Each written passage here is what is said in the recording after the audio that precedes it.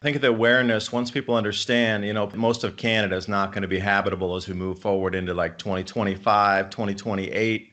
Those will be really the last years that we understand Canada as being a habitable country because the power grid will be going down. They were stretched. Adapt 2030 Mini Ice Age Conversations covers changes in our climate due to a new and intensifying grand solar minimum. In the media, overlooking, downplaying, or burying cold weather changes occurring on our planet. This is in order to keep the global warming agenda steaming full speed ahead. I do this podcast and radio program because we need to begin conversations on how to adapt our food growing strategies long before 2030 as agricultural zones shift, affecting global crop output. But very few mainstream media outlets are talking about the most important issue of our time: cold weather crop losses. Our sun is going through a 400-year cycle, which has effects on our weather patterns as our magnetosphere weakens and the jet streams go out of flow. It's not CO2, it's not you, it's the sun. Are you ready to thrive in the grand solar minimum? Then join me for Mini Ice Age Conversations. I'm your host, David Dubine.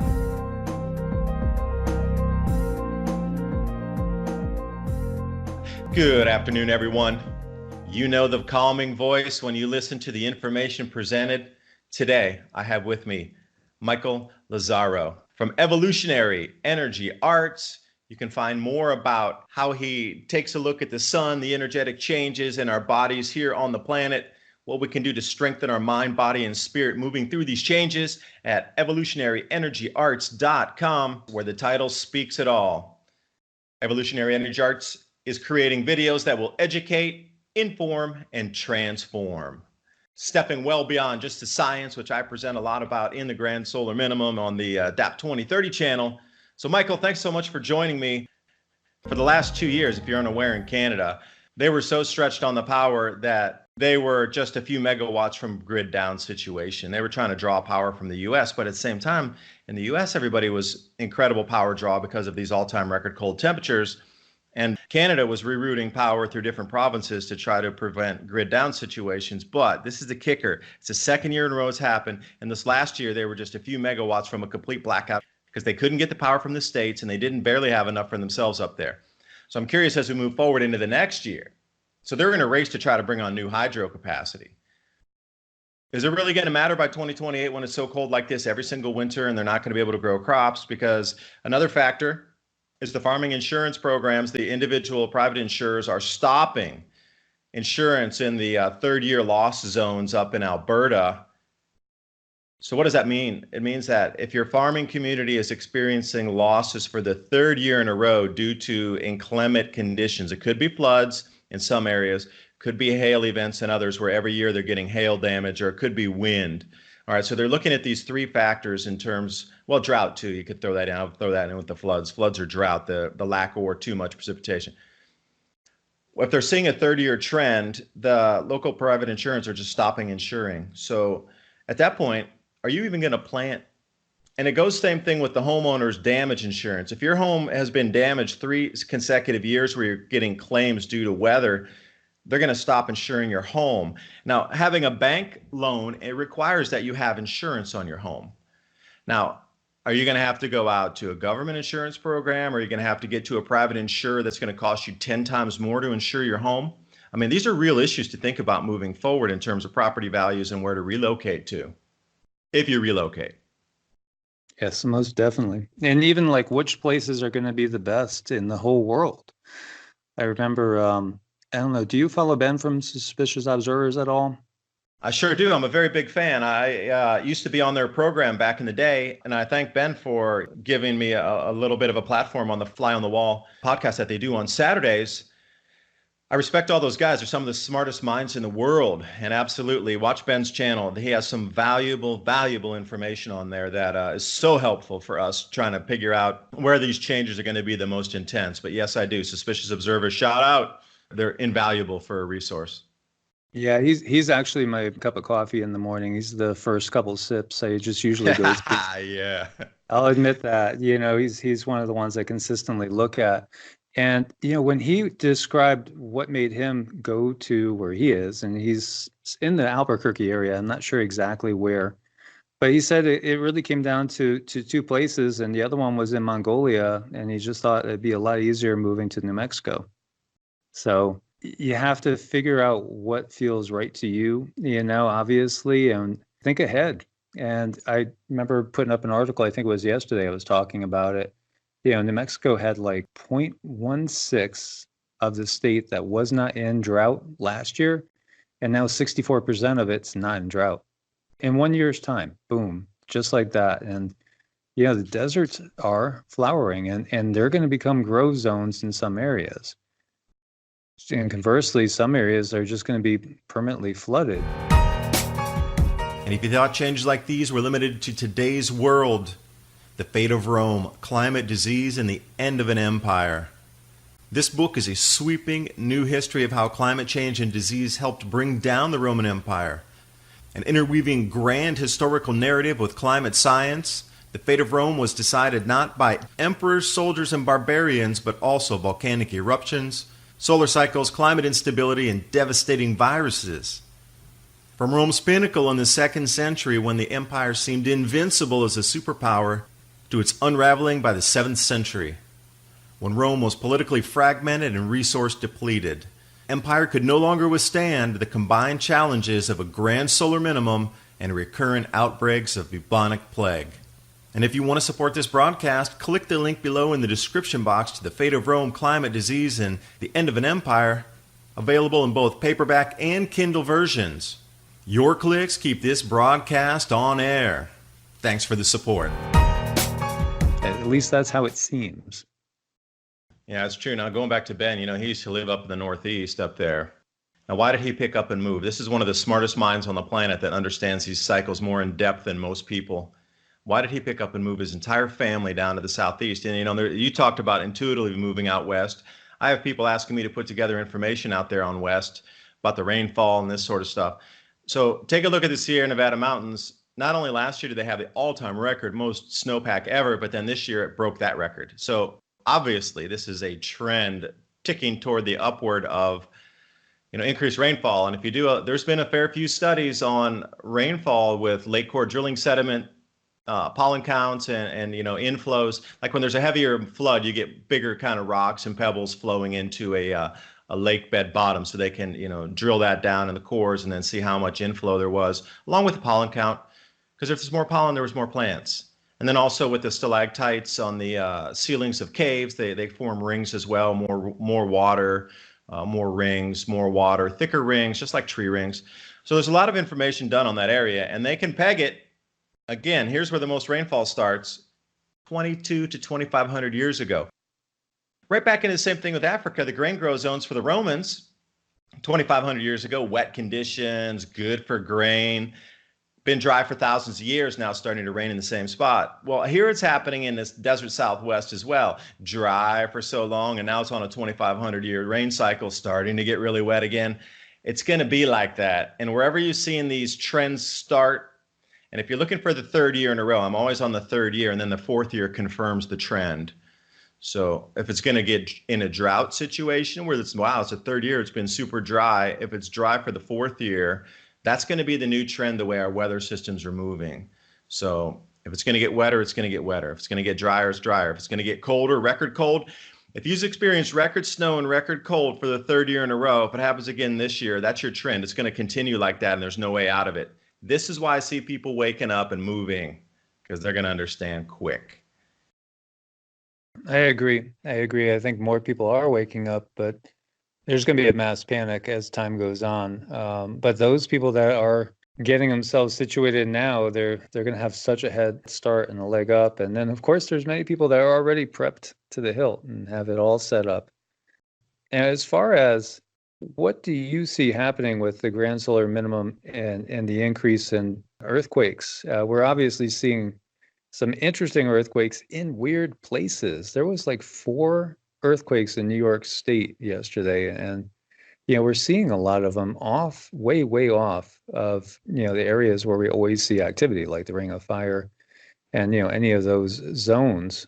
So it seems like just the different land being saturated in different areas and perhaps other areas going dry is definitely something that can contribute to the increase of earthquakes in unusual places. And perhaps, I don't know if you've ever heard, well, you probably have heard of expanding Earth theory. And I'm sure, wonder what your take is on that.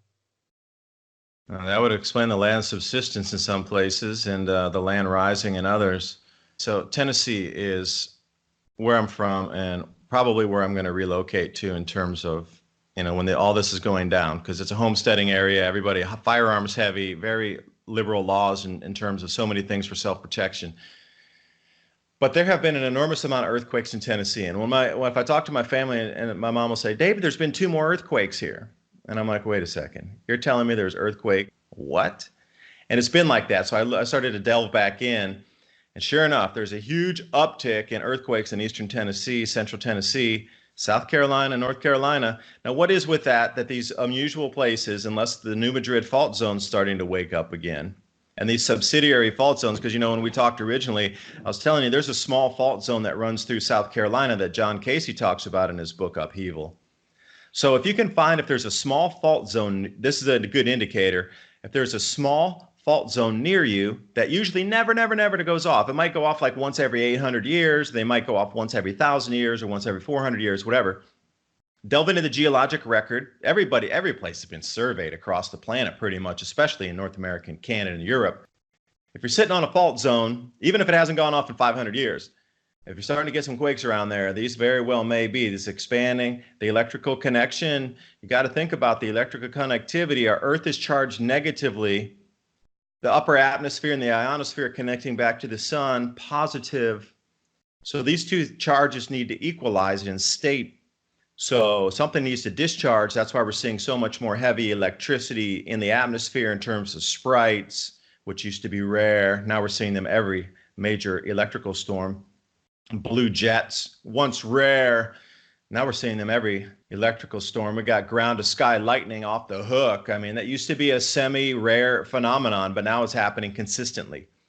So you would just expect more sinkholes, more strange earthquakes, and all these things happening electrically in the crust of our planet. I mean, our crust is how many miles thick? Comparatively, the top 100, 200, even at the top half mile. The top mile of our crust is nothing in the comparison to how thick our crust really is.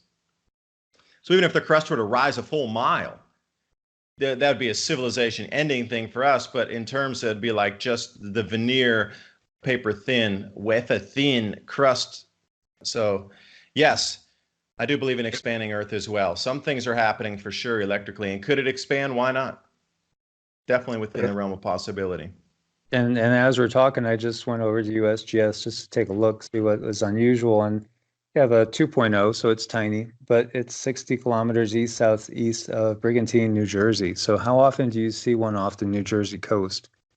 It's just another example of, unusual movement going on, unusual circumstances. And we're seeing this every day. Obviously, I look at the USGS every day and the USBS, and also look out at CSEM and others. And, there's another one up there in New York State again today. So, I mean, we have a lot of zones that we're keeping an eye on. Yellowstone obviously would be something everybody's going to be concerned with. We've been talking about the New Madrid because of, like the drills that they were running. But honestly, I still feel like it'll be Cascadia first, the San Andreas and the Southern California faults, and then see if that affects the Yellowstone. But I do think the New Madrid will go in our time frame. It's just a gut feeling. Yeah, and the USGS, they always erase quakes too. So what you're looking at in terms of quakes daily, is that everything that's out there? Because I know from Taiwan, there's a geologic survey here from Taiwan specific, so you can get on and check it out. But all the quakes that are registering on the Taiwan service, I look at the USGS, and there's only maybe 2 out of 5 that are on there. So I know there's definitely some manipulation going on with the lower size quakes, like 2.0, 3.0, 2.2, all these kind of things. The lower ones are just disappeared. Might show a trend. Maybe that's why. Yeah, exactly. Yeah. And there definitely does seem to be a trend. And so, who knows really the changes that our planet really goes through. I mean, we could look back through records, but you got to question, everything that they allow us to see too, as well. I'm definitely very cynical when it comes to anything that we're getting as far as from the government sources. Yeah, me too. And if you describe if Cascadia goes and you get the New Madrid fault zone ripping off there, and you get these big, massive 9.0 plus quakes, it's very possible springs in the desert could just rip open with the crust, and then you'd have like flowing rivers out of nowhere in seconds coming out of the desert. So if you look at the amount of water under the earth and the earth's crust, there's 3 times more water in the earth's crust than all the oceans combined on the surface, plus the rivers, plus the lakes. 3 times more is under the crust. So that makes sense when they talk about the biblical floods and, water coming out. And this comes back to the Sumerian legends as well. Seas emerging from within the earth, that flooded out places. So that was just one of those areas that opened up. And with that much water under the crust, it's unlimited. So again, they try to get you into this scarcity supply thing when there's primary water sources everywhere. Libya is another one, primary water source exiting at the surface. TrueLeafMarket.com. I really want to talk about growing your own food, which will be a necessity moving forward. There's so many ways that we can go about growing different types of vegetables that we're going to need. Microgreens are incredibly nutritious. They're super fast to grow. In less than a week, you can have something that you can eat. Also, sprouts. We can get those a little bit taller, a little more dense, a little bit larger volume on the vegetation mass coming off of there. So how do you know what kind of sprouts to grow? How about wheatgrass or herbs? What about different types of herbs that we can add to our foods? Now, what I just described to you, there's a full range of starter guides there at TrueLeafMarket.com for you to take a look at.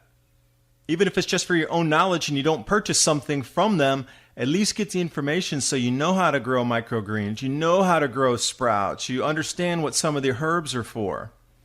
TrueLeafMarket.com. Use the link below and give yourself the gift of organic and heirloom seeds.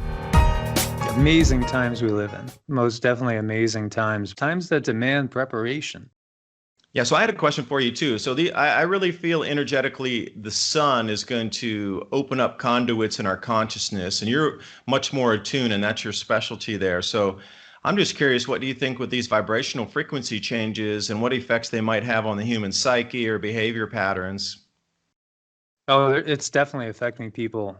I've had so many emergency clients that I've been working on because they are having heart palpitations, anxiety attacks, panic attacks, feeling dizzy, can't feel, they just can't get themselves grounded. And it's real common right now. It's so common right now. People are going through energetic changes and they're not even recognizing it, really. They might think there's something wrong with them. They're going crazy.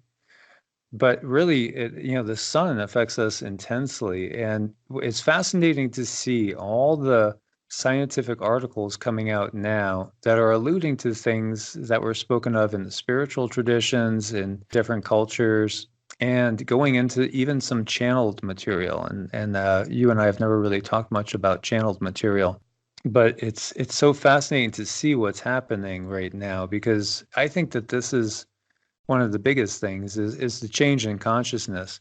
And so there recently was an article out that basically said during times of great change, especially with the sun, emitting maybe not even a nova, but just powerful CMEs, that it could literally change and cause mutations. And could look at that. When you look at the human record and you look at all the proto-humans and all the different hominid species that walked this planet, and then all of a sudden they're gone, there's like no smooth transitions. It's just like one stops, the next one starts. Sometimes there's multiple going on at the same time. And of course, now we're finding all these other types of hominids that existed that we didn't even know about just a decade ago. They've discovered so many new species. So what is it, that causes it? Is it perhaps the sun? Perhaps the sun is the trigger causing genetic mutation. And perhaps that's part of a larger plan as well. Maybe this is part of a bigger cycle. You really piqued my interest when you were talking about this energetic wave going through and turning suns into, basically, I would assume red giants or at least the color spectrum red.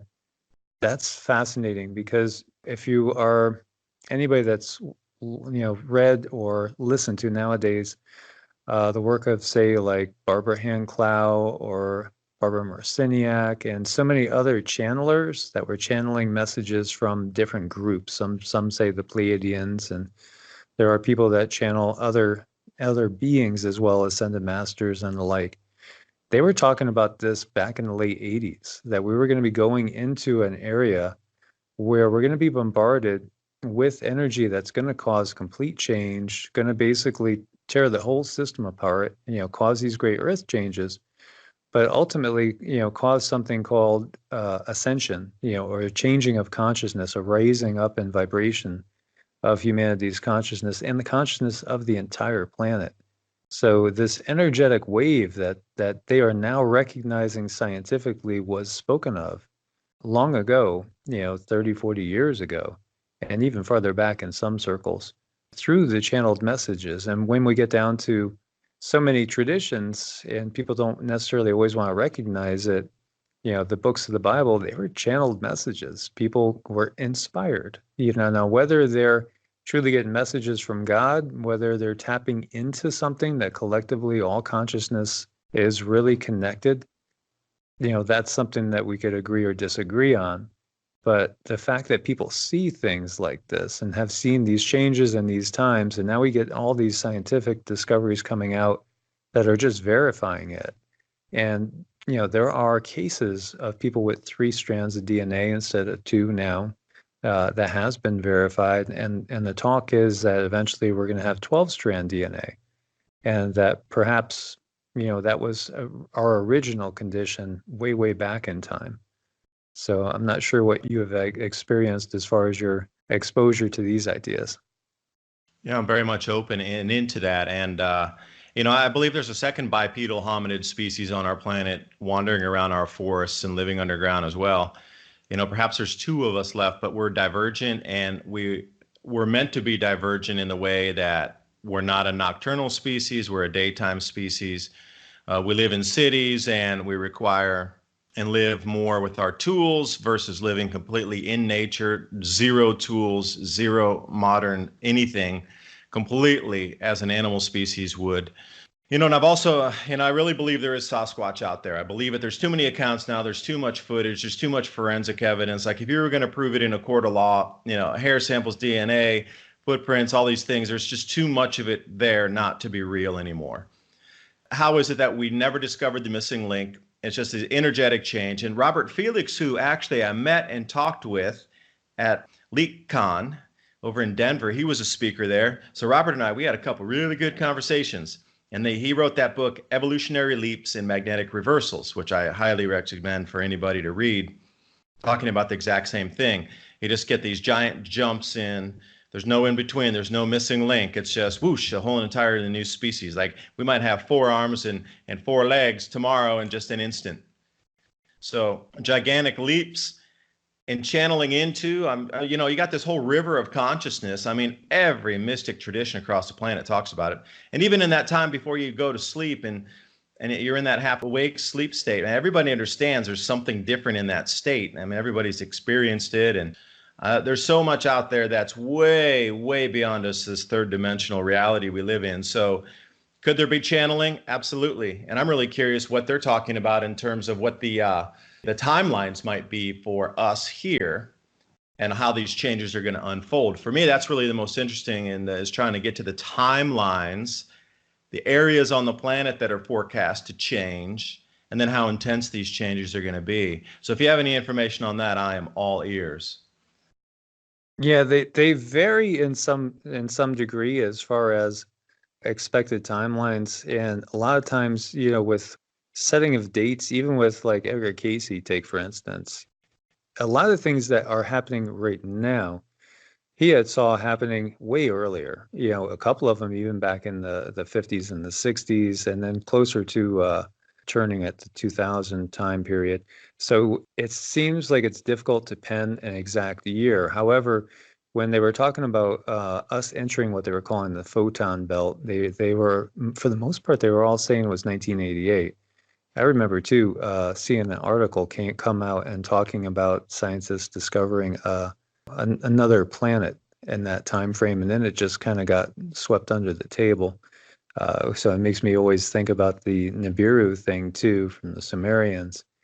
But as far as what they were saying is pretty much in line with everything else. Like when we look at the Mayans in 2012, it really was probably the end of that age as far as consciousness, because I mean, things are just changing, speeding up. And me being an energy worker, I could tell you that, if I was working on people 5 years ago, just 5 years ago, you might have some people that felt like, well, I just felt like it was relaxing. I feel better. I feel happy. Did you feel vibrations going through you? Did you feel tingling? Could you feel a wave of energy go through you? I would say of my clients 5 years ago, about 80% would say, yeah, they did, 20% no. Now there's not anybody I work on that doesn't feel the wave of energy just go through them. And that's whether in Europe, South America, Africa, Asia, it doesn't matter, because really with quantum entanglement, there really is no separation. We're all connected. Consciousness can really go anywhere. And this is part of the mysticism and also what the Buddhist monks understood. There was a Buddhist monk tradition of walling somebody in alive, basically, so that there was just a little slit that they could put the food bowl through, and then also one to go ahead and get rid of their waste.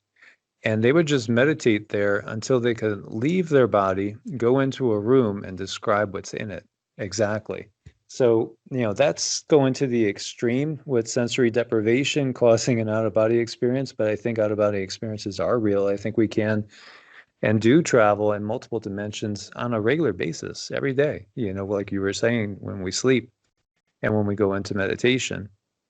About an hour before our conversation started, I was basically going into one of those states, and automatically I start seeing faces and there's people talking to me. And that's what happens to me all the time. And that's the type of thing that happened when I first got the vision. I saw basically 5 what looked to be Native American elders back when I was about 19.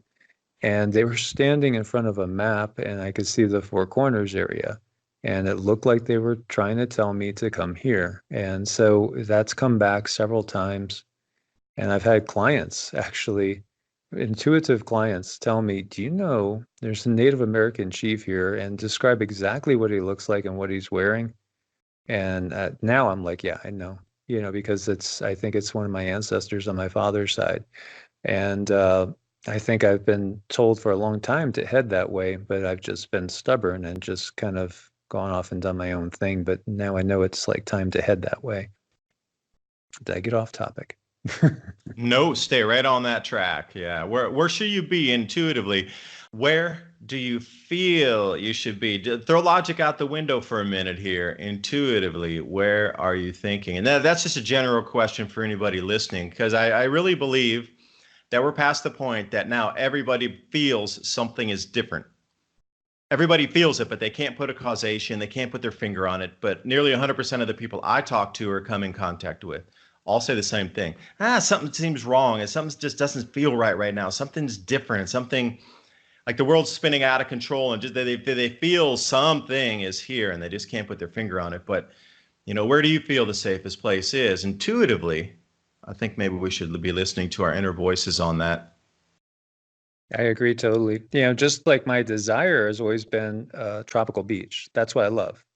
So that's why I went to Florida. That's why I really dragged my feet, leaving Florida, even when I knew, I was getting messages all the time that it was time to go. And then kind of did a little compromise in coming to North Carolina. But, it had purpose, because I met people, wonderful people that have become really good friends. And I met a couple of clients, that thankfully, I'm making big differences in their lives from working on them. So I feel like that was the purpose. That's why I came here. Although, the vision was always to go out to the Southwest, even though I'm not really one that enjoys the desert so much. But I understand that the changes that are coming, and I do feel it's part of the next step.